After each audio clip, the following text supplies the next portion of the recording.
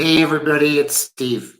It's Friday and it's May 19th. I cannot wait to talk to you about this one because I think this is one of the key pieces of really getting it together in your business.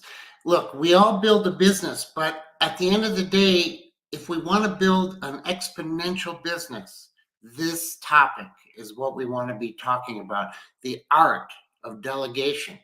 How do you let go of control and how do you empower your team? So let me ask a couple questions. Is it delegation when I just tell everybody to go do stuff? So I don't have anything on my plate and I'm out golfing and everybody else is doing stuff. Is that delegation? That's not delegation. I'm giving tasks away. Giving tasks away in itself is not what I'm talking about when I'm talking about delegation. I'm talking about empowering people to think, empowering people to develop their own areas within the company. I'm talking about scalability and growth. And you cannot do that by yourself. Look, there are lottery wins and everything. Everything in life has its lottery wins. And I'm sure for everything I talk about, someone can figure a way around what I'm talking about and give a story of how they saw success. But really, the majority of businesses have to run on certain principles. And you also have to look at things like the generation you're working in, the speak out in the culture and the community, and how you integrate. So, look, I'm a leader, I'm a business manager, and I have vision. I even have a strategy, and within my own strategy, I probably have my own set of tactics, meaning I came up with an idea and I wanted to build a business around that idea. And at the end of the day, I kind of thought through my head, if I just did it this way, imagine where we could go. So there's a tendency for business people to go get their group of people and look at their people simply as what they would call, in the friendliest term, resources, like a tool. And then the goal is use the people just to do the things you already thought of. But here's the thing, I'm just not good enough. No one, rarely, is good enough by themselves to conceive of all the elements that go into being successful. So look, I'm looking at a couple things that I think are valuable. My producer put them in front of me today to think about and talk about. And I'm just going to go through this list of 5 that are impactful to the art of empowering people and in a proper way to delegate. Supercharge efficiency. It fosters growth. It strengthens bonds. It gives strategic focus and balance in a company. If I am just telling people what to do, and I think that's delegation so that I don't have anything on my plate, did I supercharge efficiency?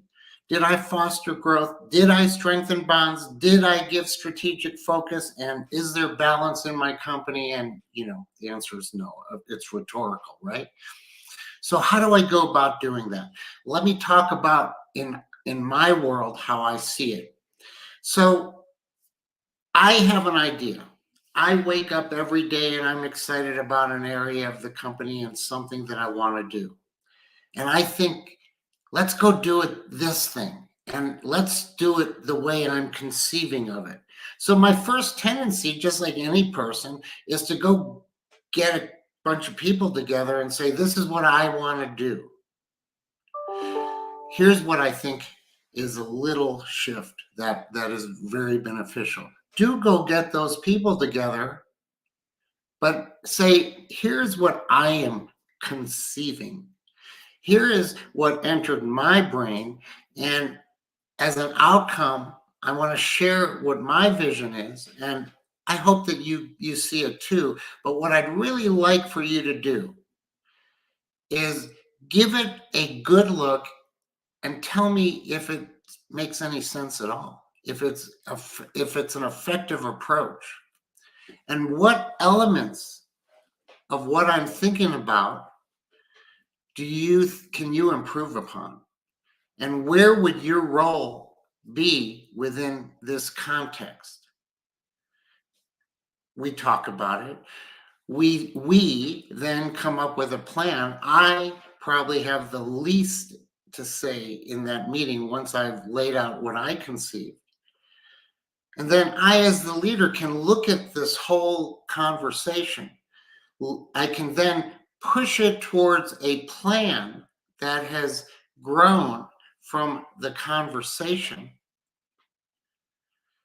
Now, pushing it doesn't demand it, doesn't insist on it, but my job is to put form around the discussion that other people had about the idea that may have emanated from maybe it started with me or maybe with somebody else.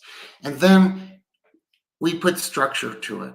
And then we say, okay, this sounds like a good plan. These are the steps. These are the service level agreements we need to come up with within the plan for each other, the handoffs, the integration of ideas, and then let's go do it. And then the last thing I usually want to say to those people in that meeting is, if you're going to bring other people into this, you really have to do the same thing that we just did here today.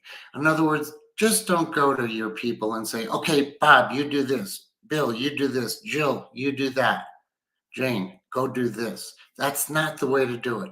It's the same thing. Grab your people and say, within this context of what we want to see happen within the company, we've accepted a role, and that role equates to getting this result.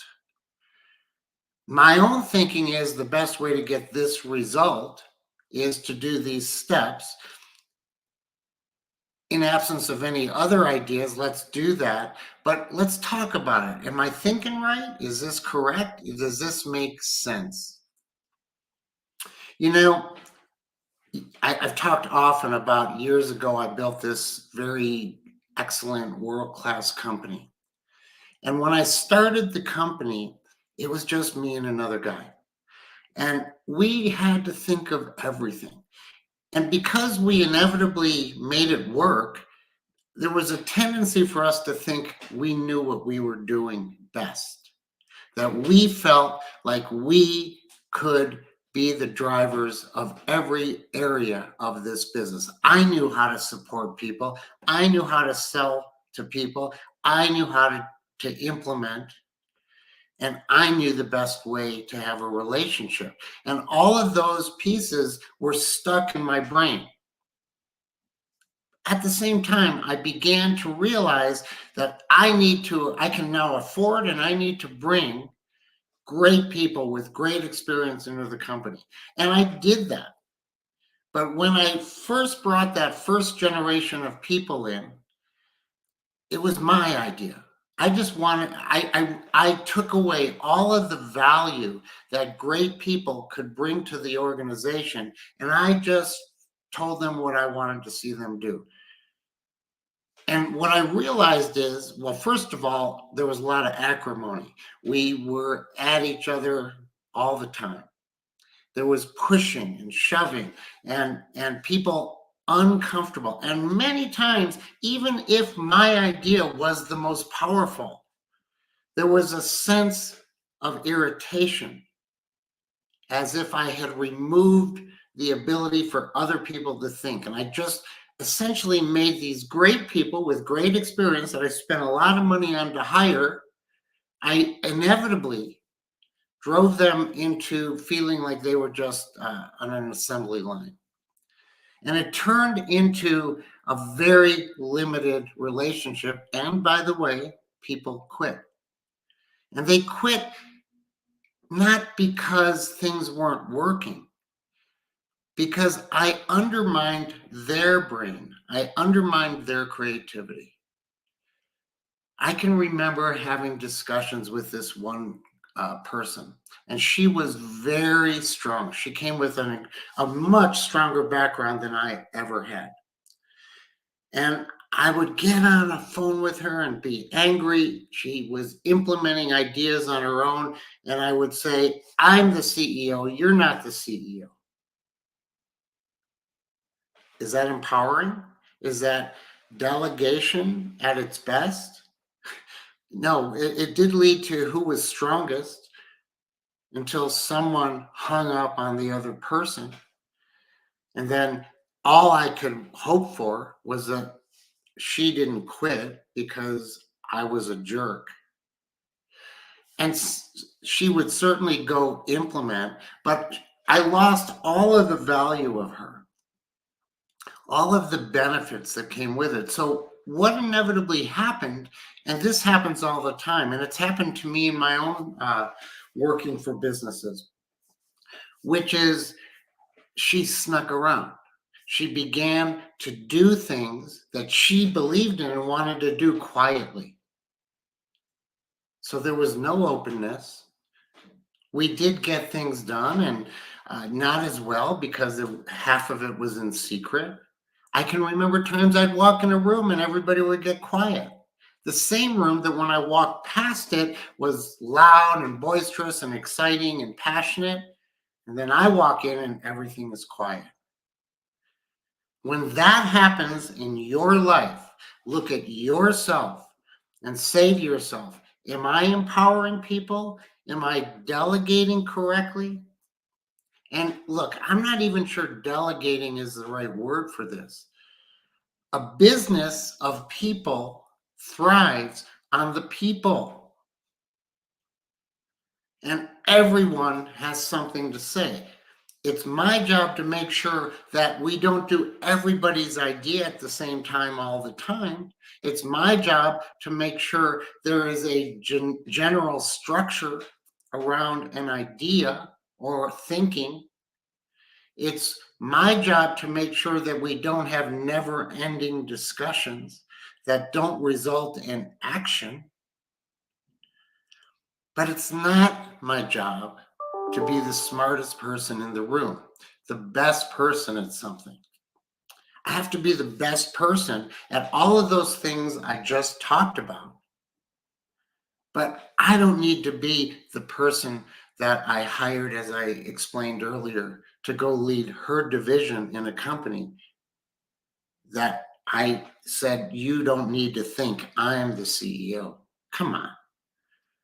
You know, you have to understand me. I got to where I am through a lot of bad decisions. And I also got to where I am through a group of good decisions. But at the basis of my success was I was maybe the least important in terms of thinking, in terms of intelligence, in terms of creativity. Because when I finally learned that I could become exponential as a business because other people had an equal stake in the drive towards excellence, and I began to let go of control and stop controlling. Can you imagine a leader, an organization led where the leader wants no control and the business is successful? Look, it's not that. It's not a completely flat organization. It's not a completely hierarchical organization. It's simply an organization of passion and creativity. And if I cannot work in a business where there isn't an element of passion, individuality, creativity, and connectivity, then frankly, don't work in that business. Okay, take your paycheck until you go find a better job. Okay? But don't work in a business that doesn't trust you and give you the benefit of your own thinking. And as a leader, when you are sure of your path, but someone comes to you and they say, I may have a different idea, don't shut them down. Listen to them. and open your own brain. A leader's job is to learn how to relegate themselves to the background, not to force themselves into the foreground. So look, this is just a 15-minute. I could go into this over and over and over, but I hope I made the point to you that allow people the benefit of their own intelligence, their own creativity and capability. And you're going to build a passionate environment and an amazing organization. So go kick some butt out there. And I look forward to the next meeting that we have, which is really going to be the best one that we've had in all these 2 years, which is the 3 basic elements that without them, you cannot, in my opinion, be successful. But if you do these 3 things we'll talk about next meeting, I don't see how you can't be successful. So with that, I look forward to you guys next time. Have a great week. I'll see you in 2 weeks. You take care. Bye-bye.